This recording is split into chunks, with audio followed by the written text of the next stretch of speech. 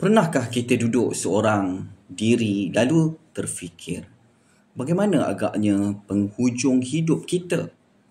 Adakah kita sempat menutup mata dalam keadaan Allah redha dengan kita? Atau kita masih sibuk dengan dunia yang tak pernah terhenti? Di Kampung Rahmat, Kemunting, berdirinya sebuah tempat yang dinamakan Pondok Husnul Khatimah. Tempat yang dibina dengan niat untuk membantu kita bersedia menenangkan hati, membersihkan jiwa dan mendekatkan diri kita kepada Allah.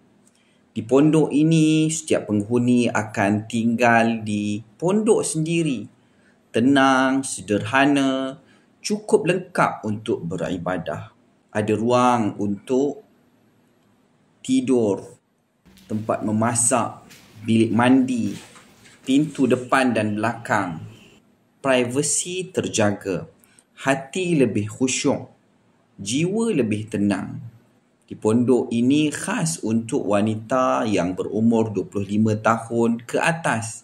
Yuran bulanannya hanyalah RM400 dan untuk bulan yang pertama jumlah keseluruhan hanya RM500 sahaja. Sudah termasuk pendaftaran dan juga sewa bulan pertama. Bayangkan setiap pagi yang kita lalui di sini bukan lagi dengan kelang kabut dunia, tetapi dengan zikir, tilawah dan pengajian.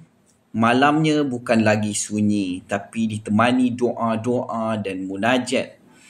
Inilah peluang untuk kita mengisi sisa umur dengan bekalan menuju husnul khatimah. Hidup ini singkat. Dunia tidak pernah cukup, tapi akhiratlah yang kekal. Jika hati terasa terpanggil, jangan biarkan peluang ini berlalu. Daftarlah sekarang di Pondok Husnul Khatimah Kampung Rahmat, Kemunting. Mudah-mudahan Allah jadikan langkah ini sebagai jalan menuju Husnul Khatimah yang kita dambakan.